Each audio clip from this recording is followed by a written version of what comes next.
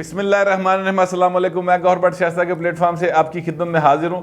सबसे पहले दरखास्त है कि चैनल को सब्सक्राइब कर ले और बेल आइकन का बटन जरूर दबा दें ताकि आप तक मेरा वीलॉग बर वक्त पहुँच सके। खबर यह है कि मियाँ नवाज शरीफ और आसिफ अली जरदारी जो एक दूसरे के ज़ाहरन सियासी मुखालफ हैं और वो एक दूसरे के ख़िलाफ़ बड़ी बातें भी उन्होंने की हैं। नवाज शरीफ साहब के ख़िलाफ़ जरदारी साहब ने की थी, आपको याद होगा, लेकिन अब वो एक नुक्ते पर इत्तफाक कर चुके हैं और उसके बाद कहा जा रहा है कि इमरान खान के दिन रह गए थोड़े, गल गई जे वद। ये सारा मामला क्या है और ये किसे चीज़ें सामने आई हैं, मैं सारी तफसील आपके सामने रखता हूँ। लेकिन उससे पहले मैं आपसे अर्ज़ करूँ कि हुकूमत के ख़िलाफ़ जो घेरे तंग होते चले जा रहे हैं ना, मैं गाहे बगाहे उनके बारे में आप लोगों को आगाही देता रहता हूँ। जिन्नी गल मैंने पता लगती यार उन्हीं में दस देना।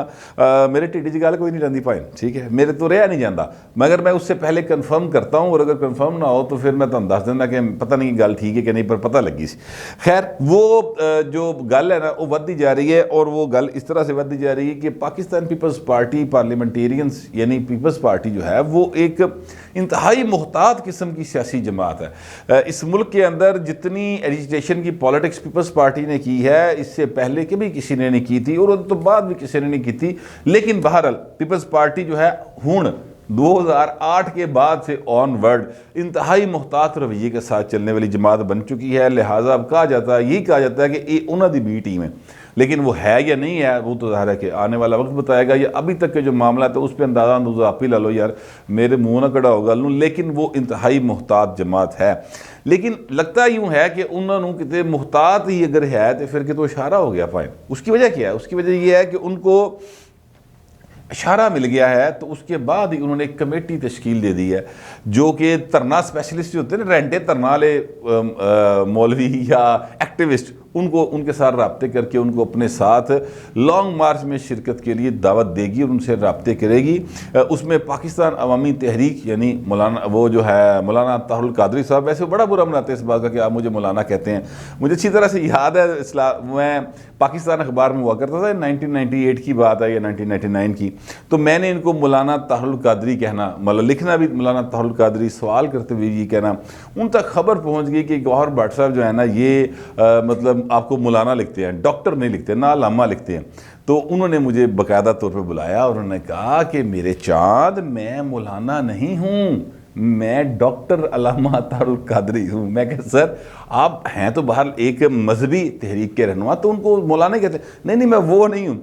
तो मुझे तब से याद है, मगर मेरी आदत पक्की भाई, मैं मौलाना ही कह रहे हैं। अब अगर वो दोबारा इस तरह की मुझे कहेंगे तो मैं फिर आपके सामने रख दूंगा कि उन्होंने फेर किया जाए। खैर ये एक लाइट सी बात थी जो पिछले आज से को 20-22 साल पहले, 23 साल पहले की बात थी, अचानक जहन में आ गई। तो उनके साथ रब्ते पीपल्स पार्टी ने करने के लिए बाकायदा एक कमेटी बना दी और गाल थे नहीं मुक्की सर, बल्कि पीपल्स पार्टी ने जो अहले तशी हजरात की, मतलब कहा जाता है कि उनकी एक तंजीम है और अगर नोट करें तो शायद उन्हीं पर मबनी है, मजलिस वहदतुल मुस्लिमीन, उनके साथ भी रब्ते करने के लिए कमेटी तश्कील दी है। ये कमेटी है ना दो मत करनी रहनी पाए, ये कमेटी इससे आगे जो अहले सुन्नत जमात के और मकतबा फ़िक्र है जो कि चाहता है कि पाकिस्तान के अंदर चेंज ऑफ गवर्नमेंट आए और इसके ऊपर प्रेशर पड़े, वो भी साहबान जो है ना वो भी इनके साथ उनके लिए रब्तों के लिए उन्होंने कोशिश कर दी। अब मैंने क्यों कहा है कि पीपल्स पार्टी को वो इशारा लब है, ये बात मैंने जो की है ये मैंने इसलिए की है कि आप अगर नोट करें तो जो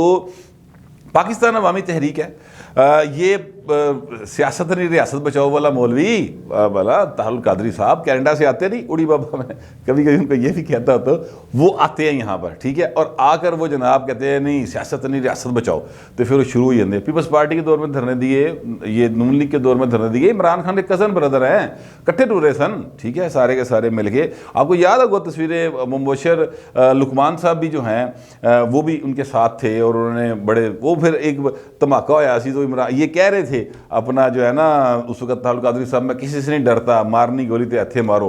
उसके बाद वो वहाँ पर कोई मेरे ख्याल वो फट गया, शायद कोई टायर किसी गाड़ी का फट गया, तो फिर वो एक कम गए सन, वो वाला आपको याद है मंजर, वो वाला सीन जो है वो ये दोहराने जा रहे हैं, मतलब ये वो साथ मिलने के लिए कहा जा रहा है। तो ये सारे वहाँ से लाइन लेते हैं, उतों ही जितों सारे लेंदे ने, जितों सारिया सियासी जमातां भी लेंदियां।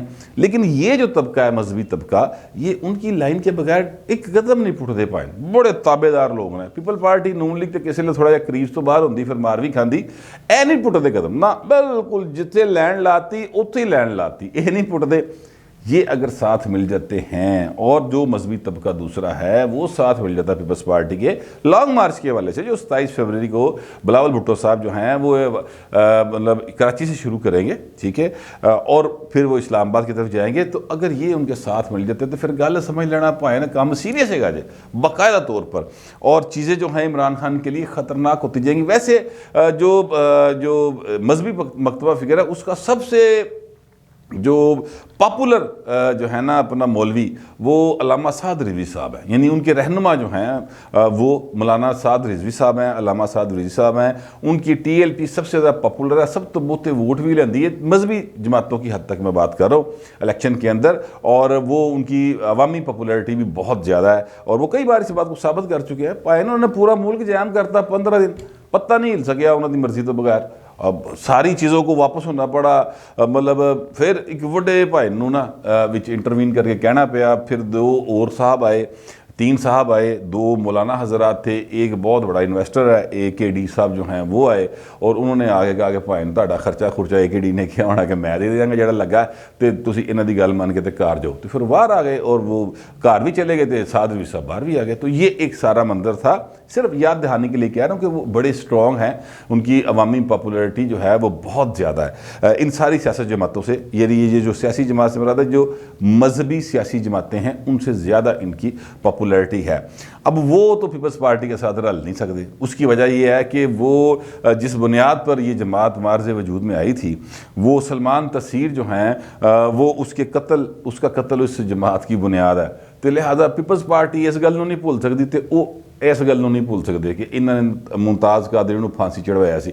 लिहाजा ये सारा मामला जो है ना वो इस तरह से है सिलसिला। बाकी जो सियासी मजहबी जमातें हैं वो पीपल्स पार्टी के साथ पहले भी रलदियाँ रही हैं, हुण भी रुल जानियाँ, लेकिन इशारा आएगा तो रलनियाँ, ये बात जिंदे रखें।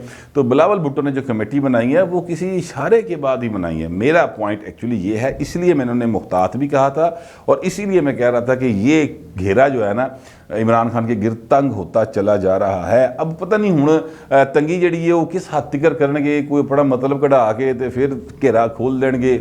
होता है ना कि 10 भी मानना कि नहीं मानता, इतों गलमा फड़ गए तो जो मन जाए तो फिर गलमा छड़ देंगे ने बंदे, ठीक है, फिर नाल बहा के जूस भी पिया देंगे, तो जो ना मने तो फिर गल घुटी जाते हैं। ये भी होता है, सियासत है। सियासत जो है वो कोई मतलब है कोई फिजिक्स तो है नहीं, ये तो मेटाफिजिक्स है। यानी मेटाफिजिक्स इन सेंस में कि इसमें चूँकि 22 करोड़ इंसान हिस्सा ले रहे हैं, पाकिस्तान की जितनी आबादी है वो सारी सियासी अमल का हिस्सा होती है। सिर्फ ये कोई 1100-1200 जो है सियासतदान ये नहीं होते, सारी जितनी आबादी होती है सियासी अमल का हिस्सा होती है। अब सियासत जमहूरियत के गिर्द हो तो वो उस अमल का हिस्सा बन जाती है, आमरीत के गिर्द हो तो उसका हिस्सा बन जाती है। ये एक फिलोसफिकल बहस बन जाएगी। चले, मैंने एक पॉइंट बता दिया।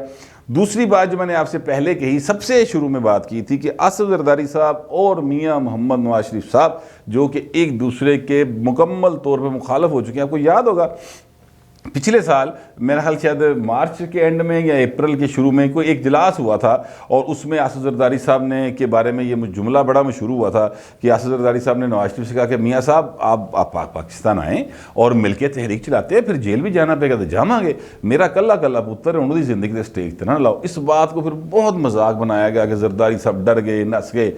तो हकीकत तो कुछ और है। वैसे माजर के साथ नस भी केड़ा गया, डर भी केड़ा गया, रिकॉर्ड पर चीज़ें मौजूद है, कहने की ज़रूरत नहीं है। लेकिन इस पर बहरहाल बात ख़राब होना शुरू हुई थी, और बिगड़ते बिगड़ते बात यहाँ तक पहुँच गई कि आसिफ जरदारी साहब ने ये जो लाहौर में जश्न उन्होंने हार मनाया है, यानी N133 का जो इलेक्शन था उसमें वो हार गए, लेकिन वोट 32-33 हज़ार लिया, उस पर उन्होंने एक जश्न मनाया था बिलावल हाउस के अंदर। तो उसमें उन्होंने कहा था नवाज शरीफ के बारे में बड़े सख्त अल्फाज बोले थे। अगर नवाज शरीफ साहब की तरफ से उस पर कोई रिएक्शन नहीं आया, निके मोटे एक अद्धे बंदे ने कोई बयान भी देता हुए, वड्डी लीडरशिप ने उत्ते कोई गल नहीं की थी। लेकिन जरदारी साहब ने उस पर बात की थी कि इनका तो ना जीना यहाँ है ना मरना यहाँ है, ये तो भाग जाते हैं, इस तरह की बातें उन्होंने की थी। तो बात जो है कहने का मतलब ये कि ज़ाहरी तौर पर एक दूसरे के खिलाफ ने, लेकिन अंदरों भाई दो जने बड़े मीसने जो रले ने। ये बात ऐसे सामने आई है कि कल हुआ पार्लिमानी पार्टी का इजलास, पीपल्स पार्टी का भी हुआ और मुस्लिम लीग नून का भी हुआ। जाहिर है वो मिनी बजट भी आना है, मरी का सानहा भी हुआ है, वो सारी चीज़ों के ऊपर उन्होंने करना था, अपना अपना इजलास किया। बाद में रहनुमाओं के बैकडोर राब्ते चुके थे, तो लिहाजा फिर वो मुलाकातें हुई हैं। उन मुलाकातों के अंदर ये बात जो है वो सामने आई है कि जनाब पीपल्स पार्टी और नून लीग दोनों ने के रहनुमाओं ने, यानी नवाज शरीफ साहब ने और आसिफ जरदारी साहब ने इस बात पर इतफाक़ किया हुआ है कि जनाब कोई गैर जमहूरी तरीका इख्तियार नहीं किया जाएगा इस हुकूमत को घर भेजने का, जमहूरी और आइनी तरीका ही इख्तियार किया जाएगा। और उसके लिए ज़ाहिर है वो तो फिर एक ही तरीका है ना, सियासी जमात जो कर सकती है, बाकी काम तो इलेक्शन कमीशन कर सकता है, स्क्रूटनी कमेटी कर सकती है, लेकिन ये जो है काम वो तो फिर सियासी जमातों के पास एक ही है कि अदम एतमाद ले आए। तो अदम एतमाद के लिए वो कहते हैं कि जनाब वो जो कह रहे हैं ना कि हम गैर जानबदार हैं, वो इसलिए वाकई गैर जानबदार है। तो लिहाजा इस पर अब काम शुरू हो गया। बल्कि मैं आपसे अर्ज करूँ कि एक MNA ने यह कहा कि बाऊ जी गल बड़ी वध गई है, अस्सी ते मतलब निगरान सैटअप सोचना शुरू करता है कि निगरान सैटअप जो वज़ीर आज़म कौन होगा। अच्छा, अब निगरान सेटअप मैं आपको ज़रा क्लियर कर दूँ। निगरान सेटअप से मुराद ये है कि जो टाइम होगा, यानी अगर फ़र्ज़ करते हैं कि तरीके अदम एतमाद कामयाब हो जाती है तो फिर उसके नतीजे में नवा वज़ीर आज़म तो बनेगा ना। तो जो नवा वज़ीर आज़म आएगा वो खुर्शीद शाह होवे तो भावें होवे वो शाहिद खान अब्बासी तो भावें शहबाज शरीफ होवे, वो जो नया वज़ीर आज़म आएगा वो एक टाइम के लिए आएगा, 2 महीने 3 महीने 4 महीने। जो ज़रूरी चीज़ें हैं, मिसाल के तौर पे कोई इलेक्शन कमीशन के हवाले से चीज़ें करनी है, उनको मज़ीद आज़ादी देनी है या कायद करना है या EVM के कानून को रिवर्ट करना है, ठीक है, तो वो काम करके तो फिर वो असम्बली तोड़ने का ऐलान कर देगा और नवा इलेक्शन होगा। इसको मैं निगरान सेटअप कह रहा हूँ, निगरान सेटअप के लिए। तो वो भी यही कह रहे थे कि निगरान सेटअप के लिए भी चीज़ें जो हैं वो आपस में डिस्कस होना शुरू हो गई हैं कि जनाब केड़ा केड़ा वज़ीर आज़म होएगा। खुर्शीद शाह साहब ने बाहर आते ही जेल से ये कहा था कि जनाब मतलब फार्मूला तय, उसको खुर्शीद शाह फार्मूला कहा गया था, तो कहते फार्मूला तय और बस गल लगे बढ़ेगी तो चीज़ें टुर पड़ेंगी। ये एक साइड है जो मैंने सारी की सारी आपको बताई है कि एक पासे ए हो रहा है। ये सारी बातें जो मैंने आपको बताई हैं ये घेरा तंग वाली बताई हैं कि जो मैं कह रहा हूँ कि घेरा तंग हो रहा है इमरान खान के खिलाफ, मैंने वो बातें आपके सामने रखी हैं। एक चीज़ आखिरी वो रह गई है, एक बड़ी हस्ती का, और बड़ी हस्ती जो है ना वो अब आप उसको टॉप मैन ना समझ लें, लेकिन बहरहाल एक बड़ी हस्ती का मौलाना फजल रहमान के साथ रब्ता हुआ है, ठीक है। खबर मेरी नहीं है, ये राजा साहब ने साफ़ी इस्लामाबाद दे उन्होंने अपने वीलाग में कहा है, वो जो नाम शम ले रहे हैं भाजी मेरी जा कोई नहीं, ना मैं ना लै सकना ना कोई गल कर सकना, बस मैं आपको मुखबरी कर सकता हूँ, इशारा कर सकता हूँ कि एक बड़ी हस्ती ने जो है ना वो मौलाना फजल रहमान को फ़ोन किया तो उन्होंने कहा भाई ने हूँ यकीन आ गया कि असी गैर जानबदार हाँ, ठीक है। तो मौलाना फजल रहमान आप देख लें, नोट कर लें कि उस फ़ोन के बाद से जो उनके मुताबिक राजा साहब के मुताबिक, राजा आतफ साहब के मुताबिक, उसके बाद से मौलाना फजल रहमान के हाथ से ही नहीं रुक रहे। आप देखिए तो सही, मतलब वो कहते हैं कि नहीं जी इसी तो बड़े ज़बरदस्त इस्टेब्लिशमेंट जो है वो पाकिस्तान की मुहाफिज है और सरहदों की मुहाफिज है और जनाब चीज़ें बड़ी चाहिए। इमरान खान तक गल रह गई, पहले वो कहते सन कि हम आप तू तो निक्का तेरी साढ़े नाल लड़ाई कोई नहीं, साड़ी तो लड़ाई तेरे वड्या नाल, इस तरह की बातें करते रहे हैं, आपको याद होगा। तो अब मौलाना साहब जो है ना बड़ी गुडी गुडी हो गए हैं, अब वो भी इस्टेब्लिशमेंट के ख़िलाफ़ नहीं बोल रहे। तो चीज़ें देख लें, 1 2 3 करके डॉट्स मिला लें। ना पीपल्स पार्टी इस्टेब्लिशमेंट के ख़िलाफ़ बोल रही है, ना नून लीग इस्टेब्लिशमेंट के ख़िलाफ़ बोल रही है, ना मौलाना फजल रहमान इस्टेब्लिशमेंट के ख़िलाफ़ बोल रहा है। कोई भी PDM का रहनुमा इस्टेब्लिशमेंट के बारे में लब सी लिए हैं इन्होंने, हराम है ये दंदा तो मतलब दंद तो दंद चुक लें, ज़बान उन्होंने बोले बिल्कुल ਸਕੂਨ.com हो गया।